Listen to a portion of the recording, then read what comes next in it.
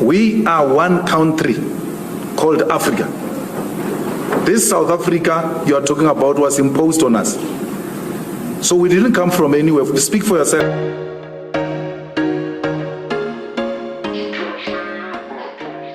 Hello guys, and welcome back to my channel. So guys, in today's video I bring you Julius Malema, the fearless handsome man of Africa. I love this guy. This guy is so wise and he speaks the truth. He's not afraid of anybody in the room. So let me just roll this clip, guys. And so the claim is that anyone who's on the continent of Africa belongs in South Africa, is that correct? Was not a visitor? No. South Africa is Africa. We are one country called Africa. This South Africa you are talking about was imposed on us. So we didn't come from anywhere. Speak for yourself. He's 100% correct. If only we Africans can start identifying ourselves as African and not by, our nationalities, Zambian, Kenyan, South African. I mean, when an American person visits Africa, we don't identify them by their states of where they're coming from. We call them Americans. Why can't it be the same with us Africans? He's very much right on this one, guys. Yeah, so please leave your thoughts. Let me know what you think about this entire video in the comments section below. It's a whole, like 10 minutes video. Make sure you watch this video up to the end. Yeah, guys. So, Mr. Malema. We didn't come from anywhere. There's no African who came from anywhere. We came from here. I mean, my Lord, I cannot come from the second bedroom in this house and then I find you in another bedroom in the same house and then you say I came from somewhere in the same house. I didn't come from somewhere. I was sleeping on the other side. We're here. So we are not visitors. We didn't come from anywhere. This is our continent. So in other words, someone who was born in Egypt, Nigeria, Malawi, Botswana, Zimbabwe, none of those people are visitors to South Africa. They belong here. It's their home. Where Nigerians, Ghanaians, Mozambicans, Zimbabweans, when they are here, they are at home. They should not even for a second doubt themselves. This is our home. Let me ask you this then. Your party has recently engaged in a campaign where you've gone to restaurant owners and you're asking to produce lists of who works with them and to say you have a certain number of people who are not South Africans and a certain number of people who are South Africans, and we want you to change those numbers. Now, how do you reconcile what you just told us, which is that all people who are born in Africa are part of one house, but you want to say these people are different and they should be fired from the restaurants they work in, they should be replaced with real South Africans? How do you reconcile? We've never said fired. So when you are in a court before my Lord, don't misrepresent facts. Nowhere have we ever said fire anyone. So we shouldn't lie. Please. My Lord, before we go to the continent, here in South Africa, if you get a job or a tender to go and do a road in Soweto, you are required to hire 30% or so of locals of Soweto. Yet you are a South African of Soweto. You are required to subcontract a certain percentage of people from Soweto.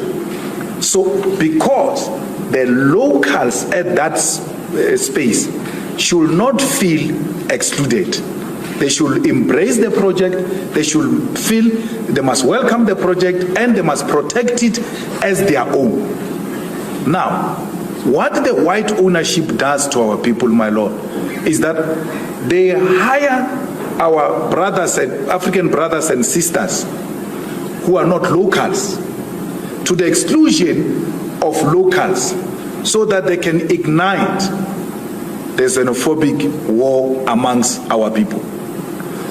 They want to thrive, which is what made you survive, divide and rule.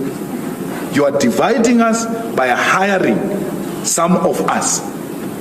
I'm a South African.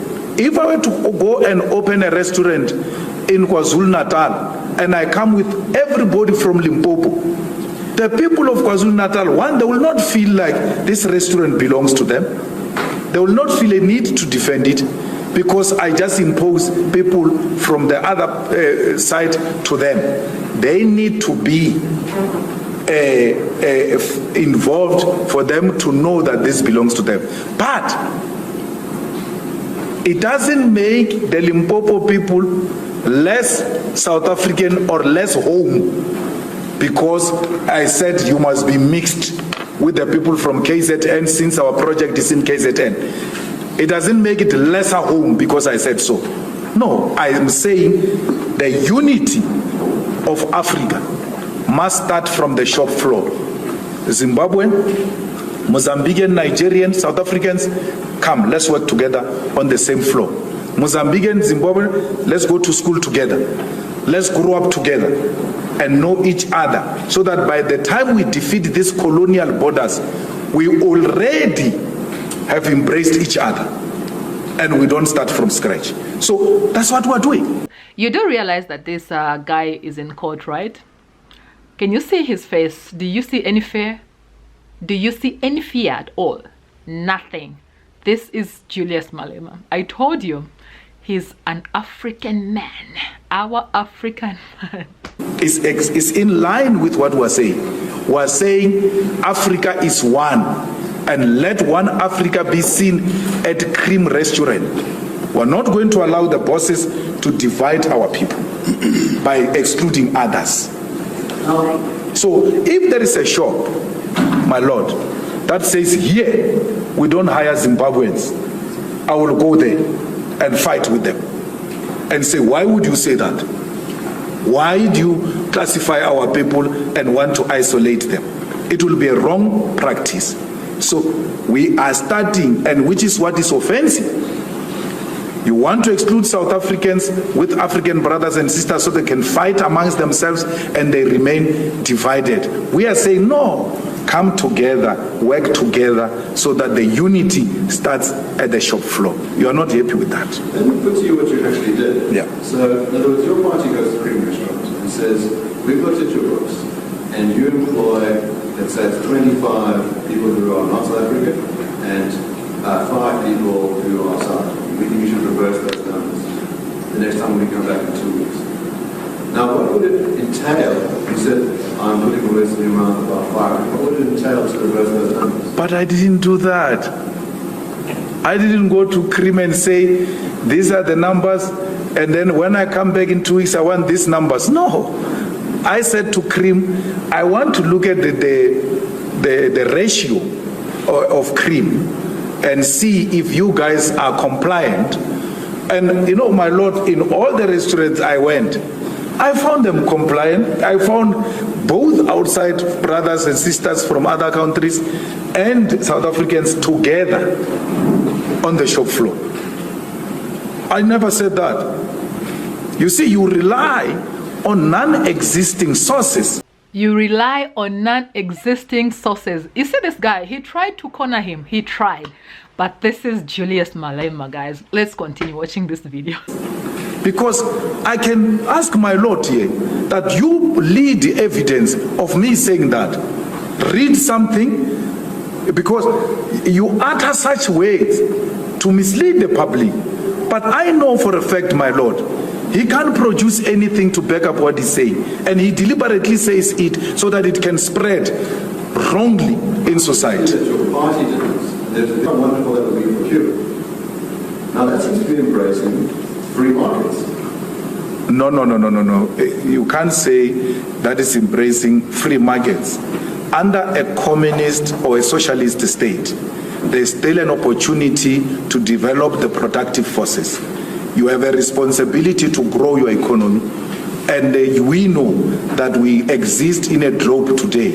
And for any economy, for it to survive, you require the like-minded forces, even if they are not found in your country, to come and work with you to develop the productive forces. Let's take, for instance, Cuba. What makes Cuba a free market state if it takes a decision to trade with a communist China? How is that free market? Because the two communist economies are working together to develop their own productive forces. So let's try and clarify what your idea is. When you say you want to live in the environment, if communist countries trade with each other, in other words, the state owns the resources of the one country, the state owns the resources of the other, Yes. they should be free to trade goods between each other. They will work together to make sure that they grow the economy of their own countries. So in a socialist communist state, there is no preoccupation with the so-called trade. Because in a capitalist society, that's what preoccupies your mouth. You're obsessed with trade, you're obsessed with profit. So in this context, we are obsessed with development of productive forces for the benefit of all. So trade encourages individualism, where individuals will have to thrive even above the state they belong to. We don't subscribe to that. We subscribe for the common good for all. Let's talk about that. So, from what I understand, the nature of communism, the nature of the manifesto is to say that the state must be the ultimate authority. Yes. And the state must be the ultimate custodian. Now, is it of just land or of other property as well? No, land. We own land. Yes. Yes, and that which is on top of the land belongs to you. But for you to develop that on top of... And that's all I had for you guys in today's video. Please show some love to Mr. Malema by, indicating something in the comment section below. Leave him some kind of any message in the comment section below. And if you have not subscribed to this channel, guys, please go ahead, subscribe, turn on the notification bell so that every time I upload a new video, guys, you will be notified. I will definitely see you in my next video. Peace.